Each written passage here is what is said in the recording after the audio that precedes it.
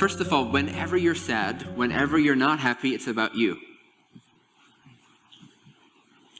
Always.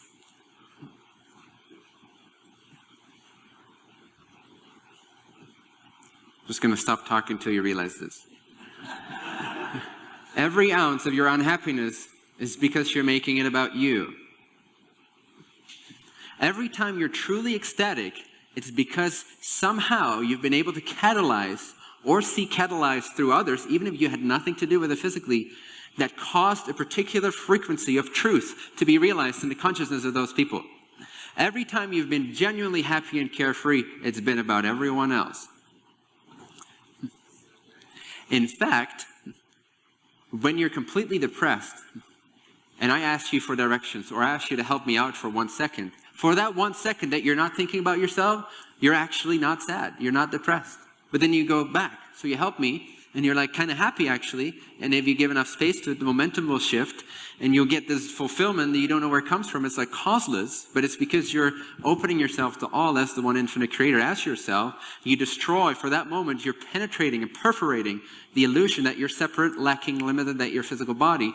And the vision itself, the vision to which the entire collective is hooked up to, operates through your body. It's not a person operating, it's not neediness, it is actually a profound fulfillment and a union with all that's operating through you. So you help me out for 10 seconds, and you got distracted from your personal bubble, and you're happy. But then you're like, okay, let me go back to my sadness, because I remember it was important.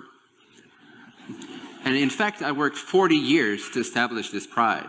I worked 40 years to gain this sadness, this depression. So let me go back to it, because it's really important. Who am I without my suffering? Who am I without my history? That's exactly what you want to find out. You see, self-realization, God realization, these amazingly, they'll blow your mind. These realizations cannot occur through memory. Okay, they have absolutely zero to do with memory. When there's a complete gap in your memory, there is, meaning your memory is not used in that moment, there is truth. There's God. There's isness.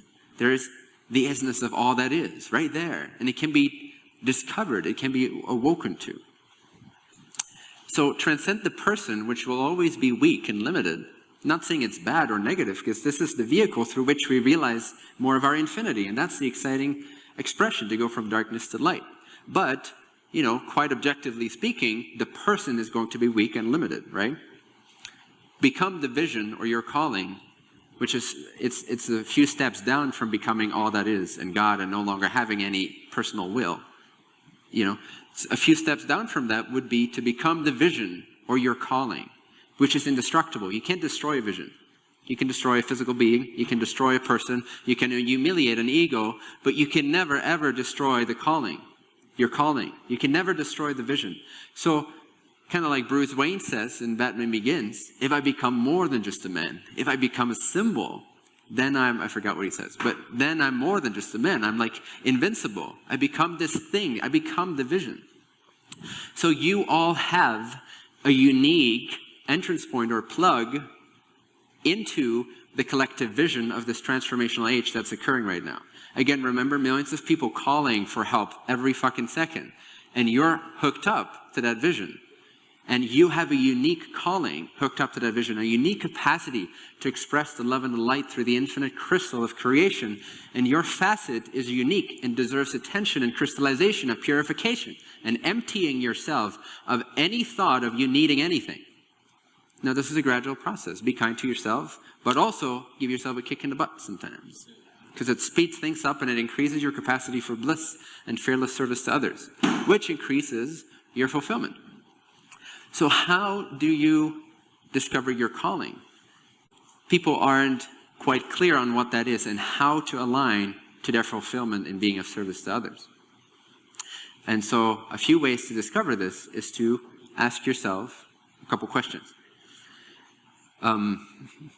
Anyone here, what was the happiest moment, when we were most lit up in your life, that had something to do with others? Some scenario where there were other people. Going to Haiti? Okay. Yeah?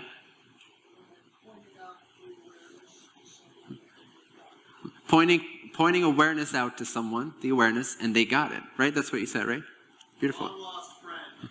Long lost friend, and you found him again, you re-embraced, you reunited. Great, excellent. Organize the group cleanse. Organize the group cleanse, great. What else? What? This event, great. Awesome. Well, this event is a great example, right? Because you're all here with a common intention, otherwise you wouldn't be here. And to then see this community blossom and wake up and like empower themselves and unify themselves, hopefully not so much against, as hopefully I've been able to balance out a little bit, but simply as the truth of God, as the truth of life, as human rights, but without the opposite, without the opposition. Don't believe in the opposition. The less you see opposition, the less you can be messed with, okay? So anyway, so we're here. And you guys are all, to some extent, happy and being lit up because you're here and you see all these faces and people realizing similar things. So it's a good example.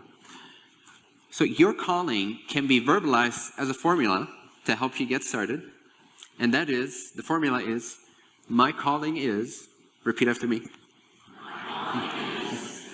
People experiencing ... You don't have to repeat that, but that's it.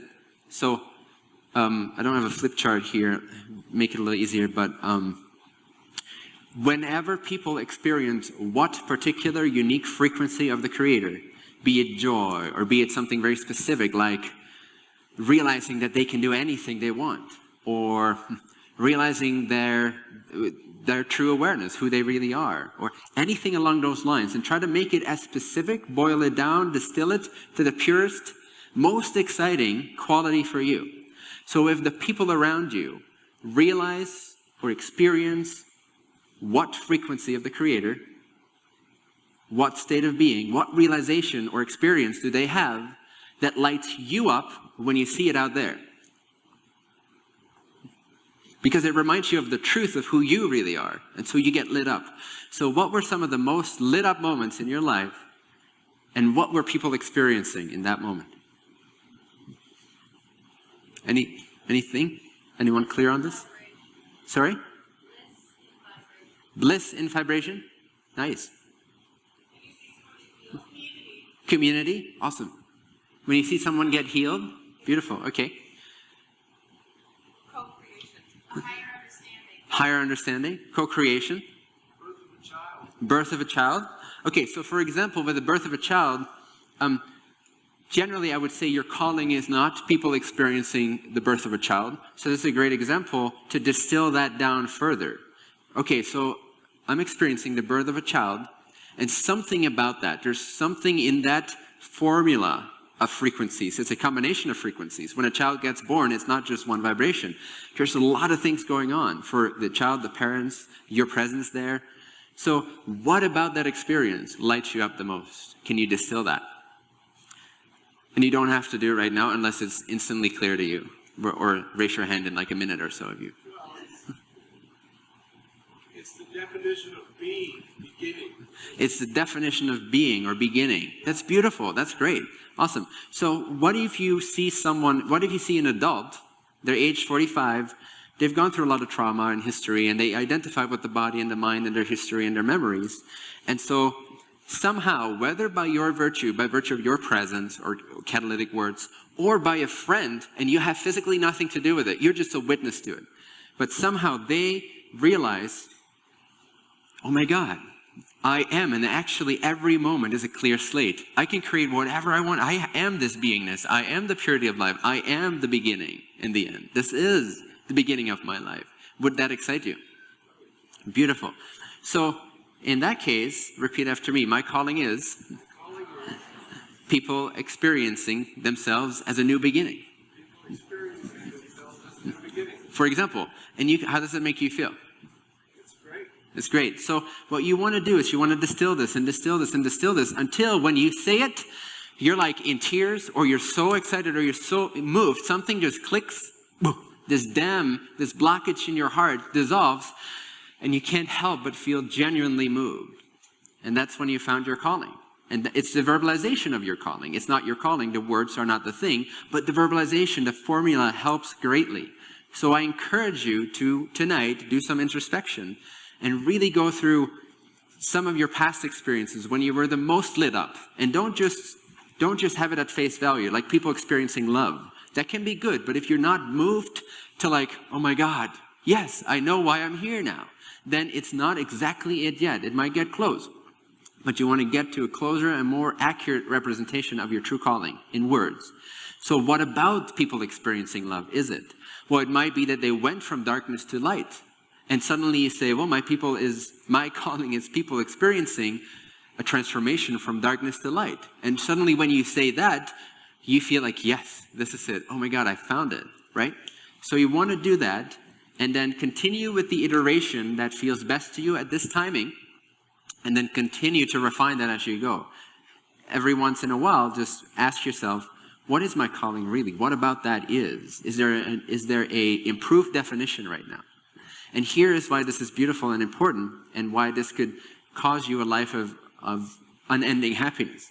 It's because now that you have your calling, you can look at the structure and the environment of your life and see exactly what is not conducive to people experiencing transformation, new beginnings, love, truth. And suddenly all these areas in your life, all your hobbies, your activities, some of the people you hang out with, the job that you have, the thoughts that you have, suddenly you're like, holy crap, no wonder I've been not happy on a day-to-day constant basis, because my life is exactly going against my calling. Everything that I do goes against my calling. It prevents my calling.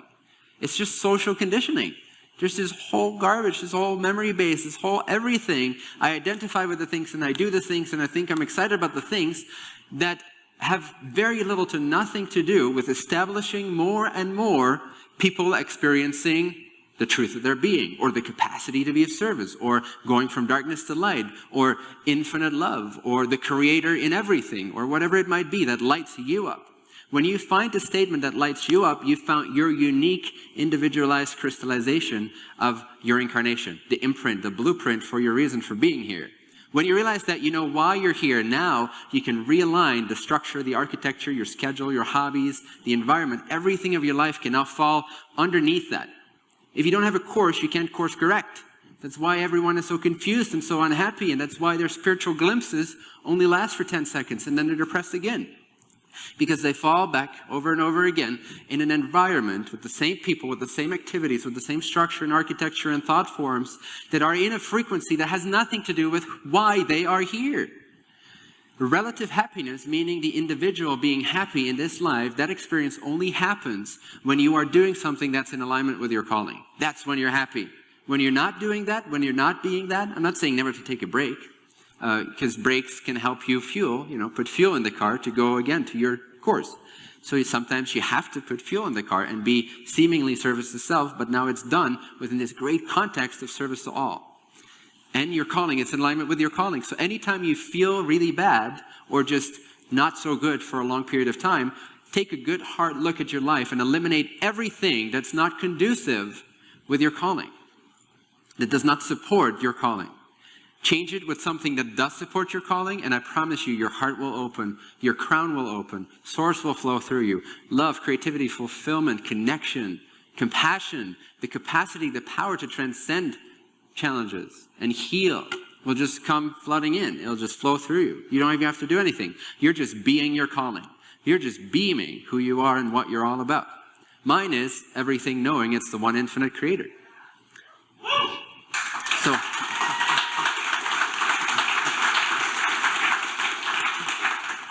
this will build momentum, right? You become good at this. This is optimization. It's kind of like the Tim Ferriss stuff, where you optimize your life and you optimize your life so that you don't have to do as much, but you gain as much as you can.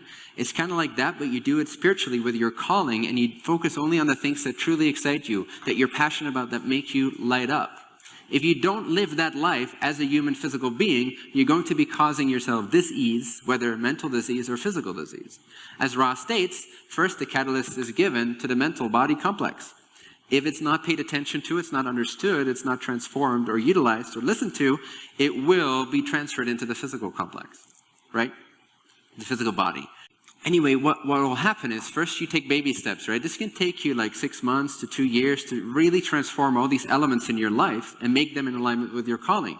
Ideally, every day you wake up and the very thing you have to do that day is directly causing people to experience whatever your calling is. Insert your calling. Because now you can't help but be happy when you wake up and you can't help but want to do the things. So, for example, my life right now is so accelerated and fine-tuned in this way that really to do anything for myself, I get grumpy. Like anything, like a car ride that like I'm not actually creating something, or I'm not like deepening my dissolution into God, or anything that has not something directly to do with my calling makes me unhappy and frustrated. Just super quick. I don't do things for myself. I've learned I'm happiest when I don't do things for myself. And so this takes a little time to get adjusted to, but then you're really the vision and you become a mirror to everyone else because there's no need, there's no desire, there's no greed left in you. It's completely empty of ego. And now everyone that comes to you, you will literally feel their higher self, utilize your mental and physical body to elicit speech, action, confirmation, radiance, whatever, however it needs to use your vehicles to exactly mirror where these people are at, plus a little bit more, so that they can gain conscious knowledge of how they can grow more into who they are. So outwardly, you start to become like a mirror. Now, this is only if you really do this work every day, intensely, for months and years. Okay, but the result is that you're empty of self, and you're just a walking hologram. You're just a ghost. But your body is just a ghost, and it's used by God, by the infinite intelligence, because you're not in the way. You're not pondering how you can secure something for yourself, which is a lack of faith. Would you agree? You needing anything is a lack of faith. You don't need anything. When that gets through to you, that's truly when service to others that percentage can ramp up. And all this stands or falls with, to whatever degree you realize that literally everything is the one infinite creator. The one. You are that one. It takes time because we're so attached to this, right? Our life, our memory, our physical body. It's scary to drop that. It's scary to not have needs. But it becomes the most liberating state. Every day is just flow. You don't have any needs or arguments. Doesn't mean you never ever operate or like have a confronting situation. In fact, I've got many of these. I go in hard, and then I become soft. And I go in hard, and then I become super mellow and soft. And so there's this play that's happening. The play doesn't end. But now it's utilized and it comes from a higher intelligence because it's not premeditated by a person that doesn't exist when you investigate it. All our lives, all of our biases, all of our preferences, all of our needs, all of our suffering and anguish on a day-to-day basis come from this uninvestigated idea that we are a person. Investigate it, get scared when you realize there's nothing there, and re-pretend that you're a person. Stop, investigate, get scared that you're not there, and re-pretend that you're a person. And at some point, there will be a day when you investigate, the person is not there, and instead of being afraid, there's this infinite bliss that kicks in. And you now realize who you really are, what you really are. And now that you've tasted this, you want nothing but that. You want the one infinite creator. You want to become the creator. So then you go about knowing yourself, accepting yourself, even altering yourself where it helps you be in alignment with your calling, where your physical life, the expression of who you are as an individuation of God, now is in alignment with that true frequency that wants to come forth. But you also want to realize more and more of the emptiness of a separate self. Because the experience, it's not even experience, it's beyond perception, it's beyond experience ultimately. But the knowingness, the realization of the one infinite creator, there's nothing like it.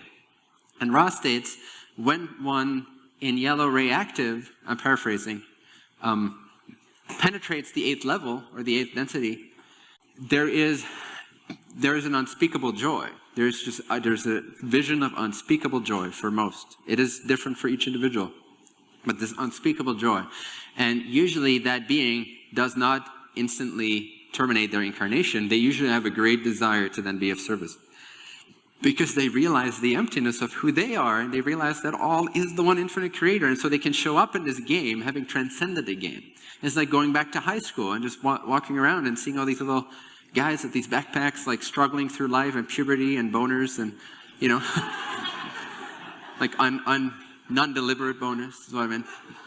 And you feel transcendent, right? You feel like, hey, that's no longer my problem. And that's great.